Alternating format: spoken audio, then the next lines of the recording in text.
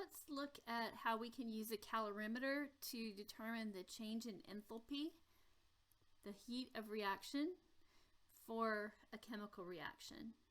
And so this is something that you're doing in lab where you put salt, essentially a salt in the water and stir, and then you see how much the water warms or cools, and then you can calculate something about the delta H, or change in enthalpy of the reaction. So even when the reaction isn't in a little compartment, you can pretend like it is for the math's sake. Anyway, we have a reaction going on, and this one appears to be giving off heat, but it could be the other way around. In this case, the water will warm up, and we can tell by how much the water warms, we can tell how much heat was given off.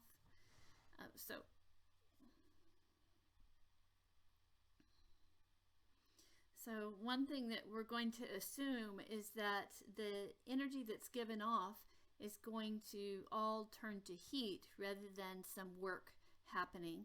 An example of work happening is that if some of the reaction energy that's given off is used to expand a gas and to push against an atmosphere or something else, that would be doing some work.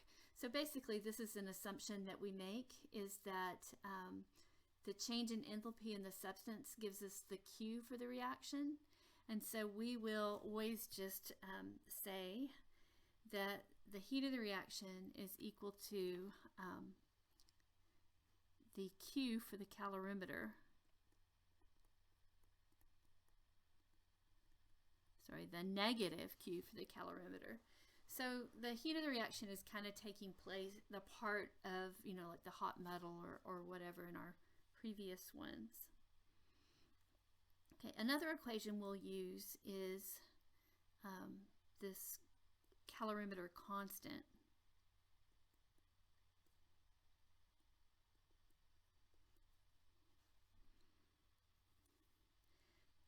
This calorimeter constant, or the heat capacity of a calorimeter,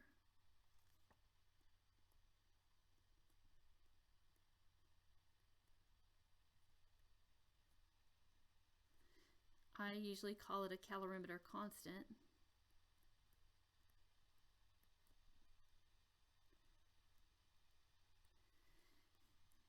It's a number that kind of takes the place of part of the Q-SMAT.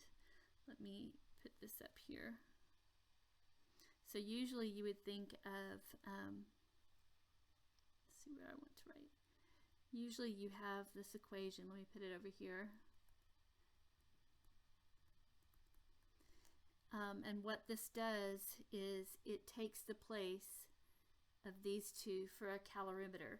So the calorimeter constant takes into account not just the change in temperature for the water, but also the change in temperature of the inside surface of the calorimeter, and also for, like, if you have a stir rod or something in there, or you have a thermometer in there, those are getting heated and cooled as well. So anyway, it just takes into account more, and that's where it comes from on the equation.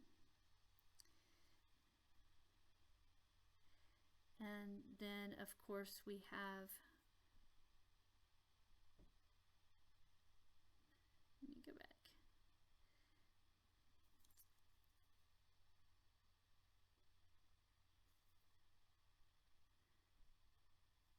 Okay, and then this final one is that you have, we may use this one as well. So if we have the calorimeter constant, we'll use it like so, but we can also maybe use the Q for the water, which is the SM delta T for the water. But anyway, okay, so well, let's do one more slide before we do a problem. And you guys, this is a really good slide to practice and have memorized and be able to do quickly in your head, because it'll help you catch your mistakes if you and help you make predictions about whether or not the delta H will be a positive or negative number, and if it all makes sense for it being endo or exothermic or whatever. It makes it really good if you can put this in your head. So anyway, we're going to just say, what if you're doing one of these problems and the water warms up? If the water is warming, what sign is Q for the water? Is it positive or negative? If the water is warming, it must be receiving heat. So in this case, the reaction would be giving heat to the water. So what is the sign of the heat of the reaction, delta H? It must be opposite.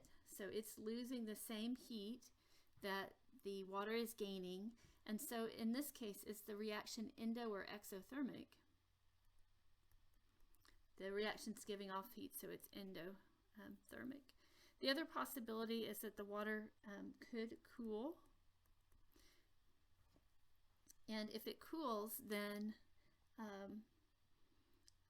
if the water's cooling, it means that the heat's going the other way. The reaction is taking it in. So if the water cools, its Q is negative, the heat of the reaction is positive, and the reaction is endothermic. So what it's good to be able to do is, like, if you get at the end and your reaction is endothermic, because you see it has a positive delta H, then you might want to go back and make sure, was the water cooling in this problem? Or if you have a problem and you can see based on the temperatures that the water is heating, and you get to the end, your delta H for the reaction should be negative, and it's an exothermic reaction. Anyway, it kind of helps you put those things together. There we go. So we're going to practice these. We need to practice these two equations that you can use the water and what's its temperature change, or if you have a calorimeter constant, you can use it.